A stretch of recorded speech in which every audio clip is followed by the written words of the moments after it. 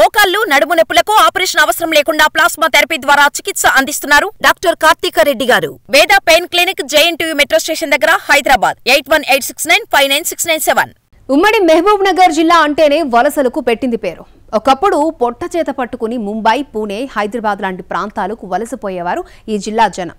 ఇప్పుడు ఆ పరిస్థితిలో చాలా మార్పు వచ్చింది. కానీ వలసలు మాత్రం ఆగలేదు. కాకపోతే వలస దారి తప్పింది. ఇప్పుడు కొందరు తప్పుడు దారిని ఎంచుకుని వలసపోతున్నారు. నేరాలు నేర్చుకుని తిరిగొచ్చి అక్కడ నేర్చుకున్న మోసాలను ఇక్కడ అమలు చేస్తున్నారు. దారుణాలకు కారణమవుతున్నారు. వనపర్తి జిల్లాలో పెరిగిపోతున్న సైబర్ నేరగాలపై స్పెషల్ స్టోరీ. Let's watch.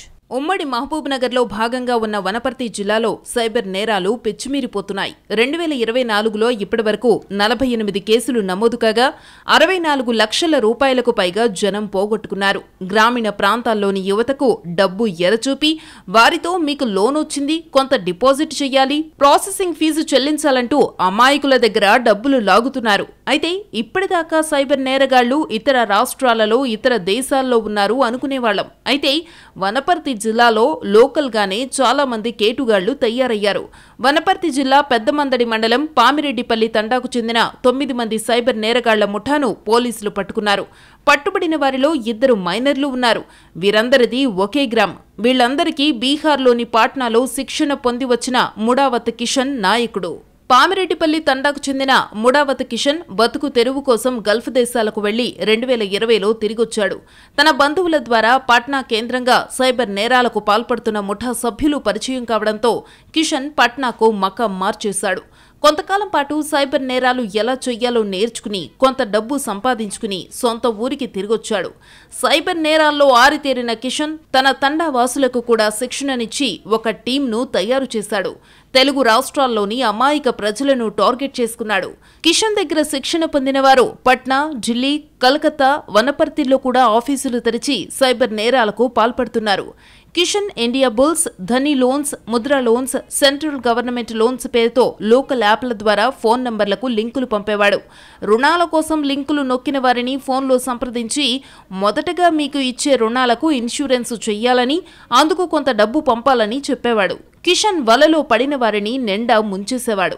ఇలా జనాన్ని ముంచి సంపాదించిన డబ్బులతో సొంతూళ్లో 65 లక్షల విలువ చేసే బంగ్లా కట్టుకున్నాడు. కారు, వనపర్తిలో ఫ్లాట్లు కొనుగోలు చేశాడు. తన తండాకి చెందిన వారికి ట్రైనింగ్ ఇచ్చి వారితోనూ సైబర్ క్రైమ్స్ చేయించాడు కిషన్. జిల్లాలో 12 మంది బాధితుల నుంచి కంప్లైంట్స్ రావడంతో పోలీసులు సీరియస్ గా దర్యాప్తు చేపట్టారు. సైబర్ నేరగాళ్ల ముఠాను గుర్తించారు. వారిలో కిషన్, నర్సింగ్ నాయక్, కురుమూర్తి, రాతలవత్ రమేష్, ఇస్లావత్ రాములు, కొత్తపల్లి ఉమేష్, వీరేష్ తో పాటు మరో 2 మైనర్లు ఉన్నారు. ఈ నెల 13న కిషన్ ను అదుపులోకి తీసుకున్నారు. మిగతా వారిని అంతకు ముందే అరెస్టు చేశారు. కోర్టు ఆదేశాలతో వీరందరినీ రిమాండ్కు తరలించారు పోలీసులు. వారి నుంచి కారు, ఫ్లాట్ల డాక్యుమెంట్లు, బ్యాంక్ పాస్బుక్లు, పాస్పోర్టు, మొబైల్ ఫోన్లను స్వాధీనం చేసుకున్నారు. తిరిగి వచ్చి హైదరాబాద్ లో కూడా ఆటో నడిపించి జీవిస్తుండగా అతని తమ్ముడు రాకేష్ అనే వ్యక్తి బీహార్లో ఉంటాడు.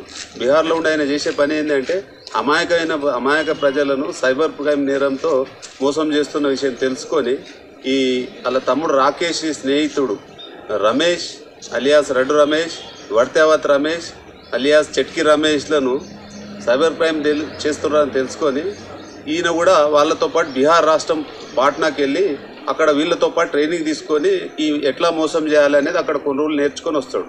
ఉమ్మడి పాలమూరు జిల్లాలోని వివిధ గ్రామాలకు చెందిన యువకులు ఈజీ మనీ కోసం సైబర్ క్రైమ్స్ చేస్తున్నట్టు తెలుస్తోంది. వీరంతా పట్నాతో పాటు ఈశాన్య రాష్ట్రాలలోనూ శిక్షణ పొందుతున్నారు. ఏడాదిన్నర క్రితం భూత్పూర్ మండలంలోని పలు తండాలకు చెందిన 4 యువకులు పాట్నాలో అనుమానాస్పద స్థితిలో మృతి చెందడం, ఆ కేసు కొలిక్కి రాకపోవడం, దానిపై వారి కుటుంబ సభ్యులు కూడా పెద్దగా పట్టనట్టు వ్యవహరించడం అనేక అనుమానాలకు తావిస్తోంది. ముఖ్యంగా జిల్లాలోని మారుమూల గ్రామాలు, తండాలకు చెందిన యువత ముంబై, పూణేలో సాఫ్ట్వేర్ ఉద్యోగాలంటూ సైబర్ మోసాలు చేస్తున్నట్టు సమాచారం. వీళ్లు చదివిన చదువులకు సాఫ్ట్వేర్ ఉద్యోగాలేంటనే అనుమానాలు గ్రామస్తులకు ఉన్నప్పటికీ ఎవ్వరూ బయటపడటం లేదు.